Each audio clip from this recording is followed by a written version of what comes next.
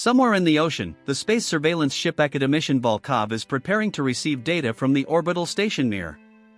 Senior researcher Nadia Vinogradova contacts the cosmonauts, and everything is going according to schedule.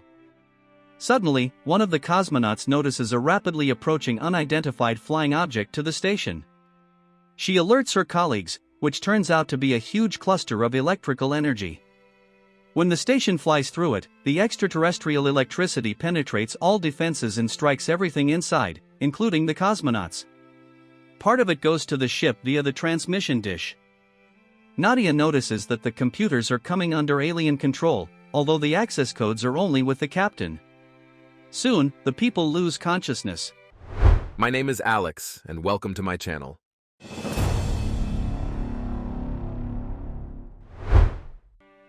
Seven days later, a typhoon rages in the ocean. A tugboat tows a barge with cargo through the storm. The crew realizes that if the barge starts to sink, it will inevitably pull the tugboat down with it. They try to convince Captain Everton to cut the ropes, but Everton, who has invested all his money in the uninsured cargo, thwarts any attempts to get rid of the barge with a revolver in his hand. In the end, the cable breaks on its own, and the barge sinks, but the tugboat still manages to reach calm waters. Everton locks himself in the cabin and is about to shoot himself when navigator Foster notices a splash on the radar and discovers an unmoving ship. They report this to the man, and he orders them to set a course for the unknown ship. Soon, the tugboat approaches the drifting vessel. All attempts to call someone to the bridge go unanswered. Foster finds data on the ship in the Marine Directory, the largest biolaboratory in Russia, a crew of 300 people, and no weapons on the ship. However, there is the latest equipment worth a fortune. Receiving no response, Everton orders them to board the ship. The ship looks abandoned, there are signs of shootouts, all electronics on the bridge are smashed, and documents are scattered. The power is completely off, suggesting the ship has been captured. Captain Everton smiles contentedly because, according to maritime law, a ship found without a crew is considered ownerless. All they have to do is bring the vessel to the nearest port and return it to the Russian government for a reward, which, even after sharing, will be very substantial. However, Foster reminds him that the law only works if there are no living crew members on board. Everton declares that they won't find any living people here. The rest of the crew agrees with the captain's plan and starts working. The engineer and mechanic go to the engine room and realize that the instruments are just turned off. As soon as they raise the switches, everything starts working, but as soon as the power supply is restored, strange things start happening. A mechanical roar comes from the cables, and the onboard computers seem to have a life of their own, which alarms Foster. She immediately reports to the captain that someone is controlling the ship, but he doesn't believe in this possibility, not noticing that the electronic eye is scanning information from his badge. At this moment, the ship's anchor falls by itself and pierces the deck below, and the ship itself rushes to the deck. Noticing that Hiko can't swim, he jumps into the sea and saves him. The people realize that there is indeed someone on the ship. Baker warns Pisklia and asks him to lock the doors to the engine room.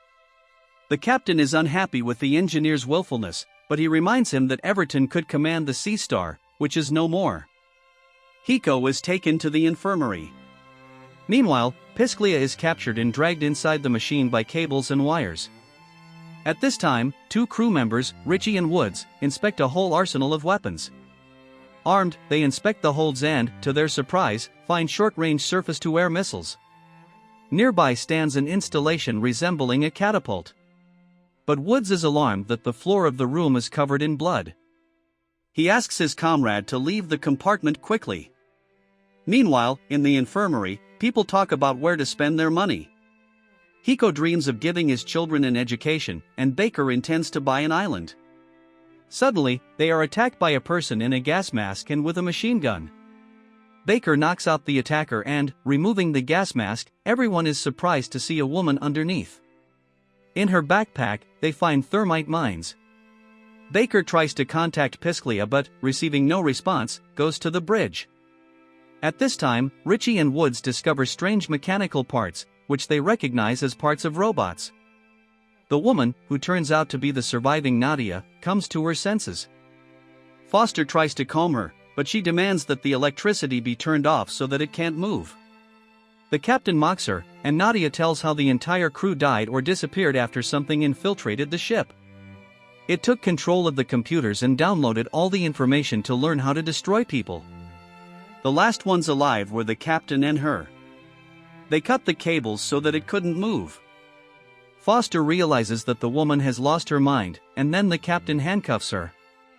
Meanwhile, Richie and Woods find an autonomous conveyor for assembling robots in the hold, which they report to Baker. They watch the assemblers at work when one of them attacks Woods. He orders Richie to run. When an armed person bursts into the hold and opens fire, Richie warns Baker about the danger and Woods' injury. The engineer orders them to take their comrade to the engine room and rushes there himself, but Pisclia does not respond. The doors turn out to be welded shut, and they are attacked again by an unknown entity, which turns out to be a cyborg. At this time, Nadia suddenly says that everyone on the ship will die. The captain is unhappy and demands to know where Pisclia is. Foster stands up for the Russian woman. Although Nadia does not seem to fear death, she demands that the ship be de-energized.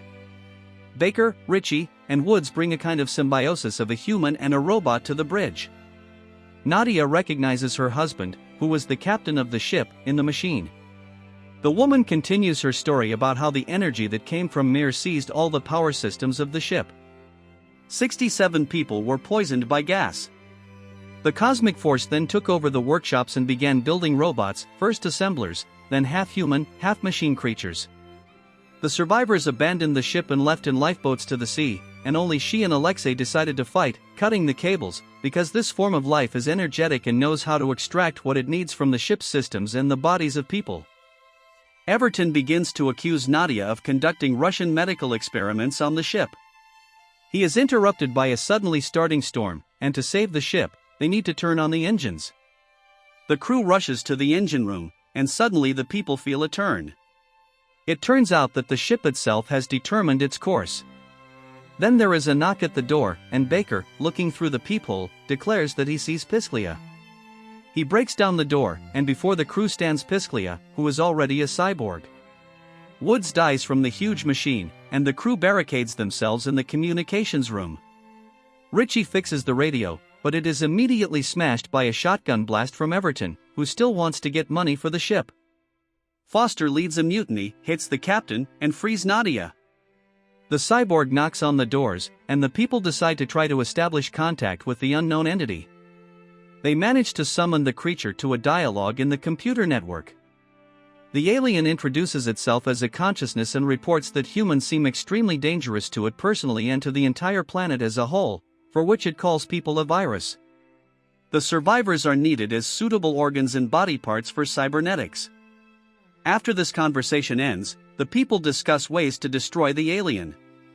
When Pisclia breaks through the bulkhead, they destroy him with all available weapons. Richie goes crazy and decides to find a way to save himself from the ship alone. Foster and the rest of the crew, along with Nadia, realize that they need to destroy the main computer and leave the radio room. Captain Everton, left alone, achieves a new session of communication with the consciousness and, calling himself a representative of the dominant form of life, agrees on a mutually beneficial exchange, offering to take the ship to any place indicated by the alien. It orders the captain to go to the workshop. At this time, Richie breaks through to the deck, shooting down encountered robots and collecting found weapons. Parallel to this, Foster and her team discover that the main computer is not on the deck where it should have been. The captain comes to the hold and is amazed at the scale of the construction. The alien asks him to help it survive. Meanwhile, the survivors try to get upstairs, but all the doors along the way turn out to be welded shut. When the people try to break them down, they are attacked by a cyborg. Hiko stays behind to let the others go. In the end, 3 survivors reach the deck, but there is a strong storm, and they have to save themselves from the waves in the wheelhouse. Foster determines the course of the ship and realizes that if the cosmic mind reaches a cluster of electronics, the world will be instantly captured. Suddenly, a signal breaks through to them, noticing the distress signal of their rescue ship, which asks to indicate their location with a rocket. But Foster categorically opposes this. It is impossible to allow the virus to pass. Nadia suggests blowing up the ship and sinking it. Suddenly, they are broken into by Everton, who has become a cyborg but retains self-awareness. The people enter into a fight. Foster shoots at the captain, but he remains invulnerable. While Everton is distracted by Baker and Foster, Nadia manages to get into the hold, where they unexpectedly meet Richie, who refuses to help them and leaves. The team manages to prepare the ship for detonation by draining the fuel into the hold and placing explosives. But when they want to warn Richie about their plan, the consciousness attacks them already in person, having collected for itself a huge self-propelled server. The alien stuns Baker and Nadia, and Foster falls into a reservoir where pieces of the bodies of dead sailors float. The woman tries to get out of the terrible place, but she is grabbed by the alien, who intends to find out the location of the detonator. Where is the detonator? Suddenly, Richie comes to the rescue, shooting the cyborg. Nadia frees Foster. When the consciousness rises again and collapses on the men, the women run away while the cyborg chases them and manages to hide, lowering the doors between the compartments. Nadia suggests putting on life jackets and trying to save themselves in the sea. Meanwhile, Baker comes to his senses and tries to free Richie. But he received a serious injury and cannot go further. Before his death, he tells the man about the prepared rescue catapult and bomb made from the warheads and grenades found on board the ship. Foster and Nadia, not knowing that Baker is alive, prepare to leave the ship. But they are caught up by the cyborg. It grabs Nadia and, showing a crushed detonator, demands to name the locations of similar devices.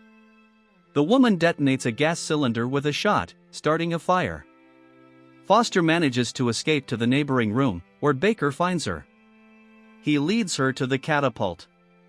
At this time, the broken and burned but still able to move consciousness pursues them.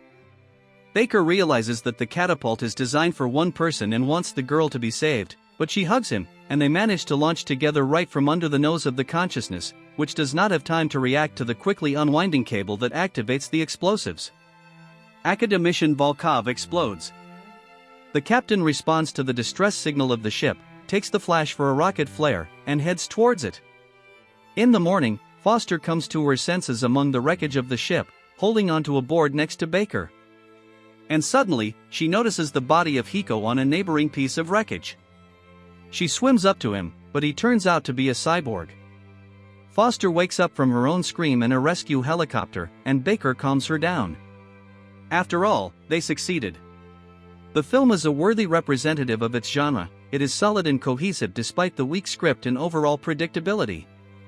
But it has an interesting idea, good atmosphere, and tension, as well as decent special effects for its time. So you can spend an evening watching it. Subscribe to my channel if you haven't already. Like this video and write in the comments how you liked this film.